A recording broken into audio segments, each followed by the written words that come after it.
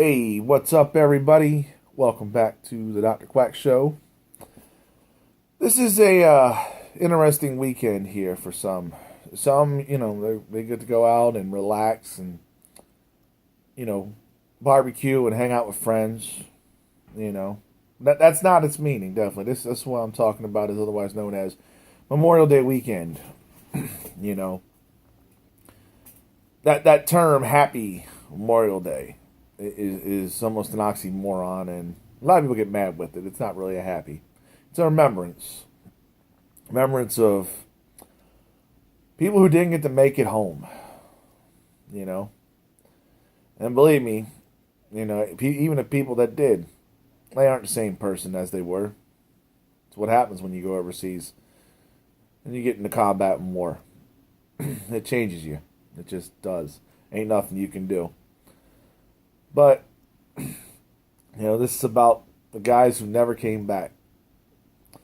I was sitting last night. I was actually talking to a friend of mine.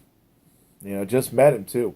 But it's funny, how us, all the veterans when they get together, there isn't that, awkwardness or disorientation of anything. It's almost just like we've known each other for a while, because people just talk and we listen and, pretty much everybody's your brother and sister. That's a veteran.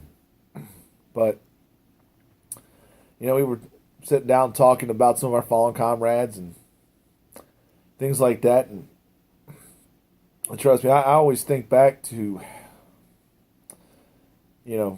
one particular friend, fellow comrade of mine. He's the first guy I met in my unit. I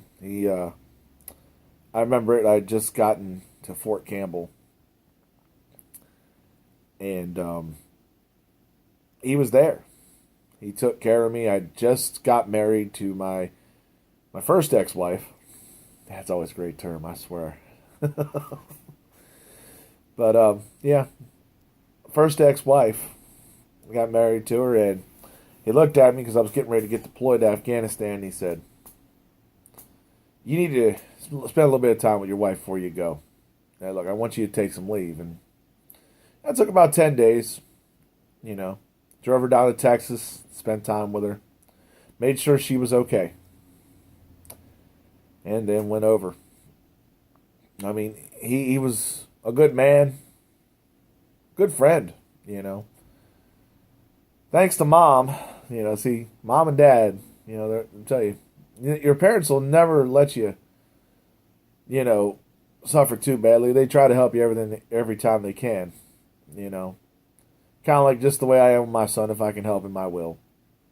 But my mom used to send over wrestling tapes once a month, and it was awesome. My mom she would record them and ship them over. We watched, the WrestleManias and all the other pay-per-views, And one of the spots that had a VCR at the time. Yeah, VCR. That's that video recorder, guys. It's that little thing like this. You got to put it in. Yeah, not no DVD. What was one of the mortar companies, that was with us. And we'd watch it there. I'd pop it in. We'd all sit around because a lot of times when it was too damn hot, nobody wanted to fight. So we all sat there and we watched wrestling. And he liked watching it as well. It's really just, when you remember what happened. This guy got stop lost. A lot of you guys don't know what that means. Pretty much, you sign a contract when you enter the military. And if the Army wants to extend it, they can. They can do it on their own free will.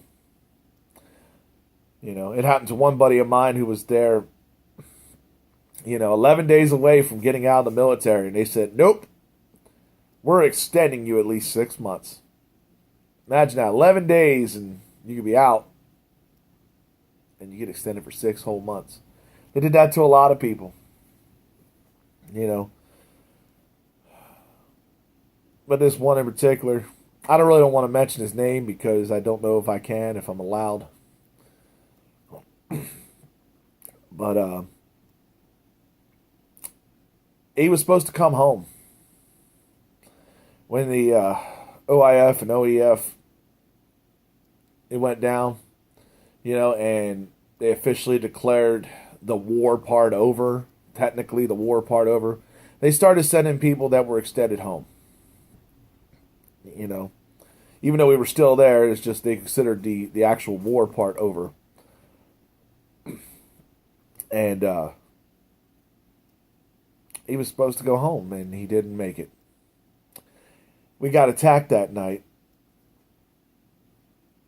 You know, about I was in the aid station, and I want to say about 2, 3 miles down the road, there was a prison that we took over and we used.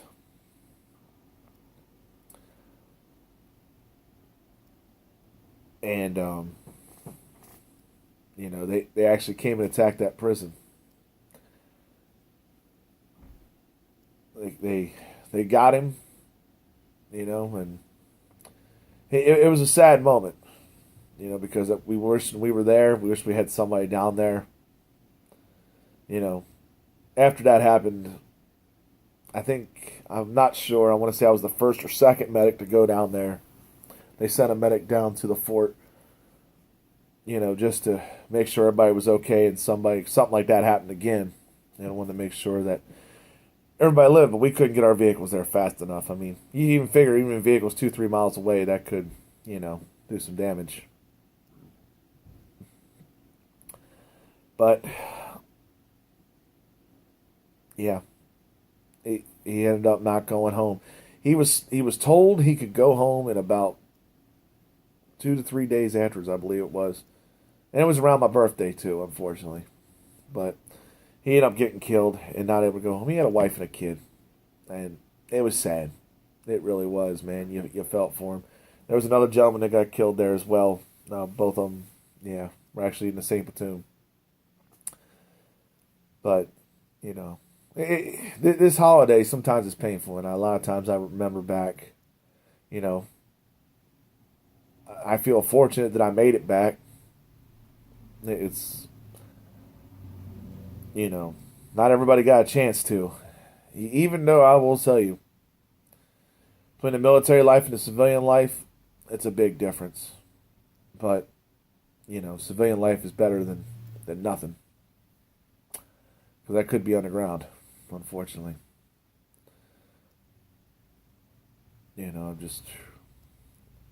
I just wanted to say, everybody that's ever has somebody that ever died more, didn't make it back, family, friends, take this weekend for remembrance,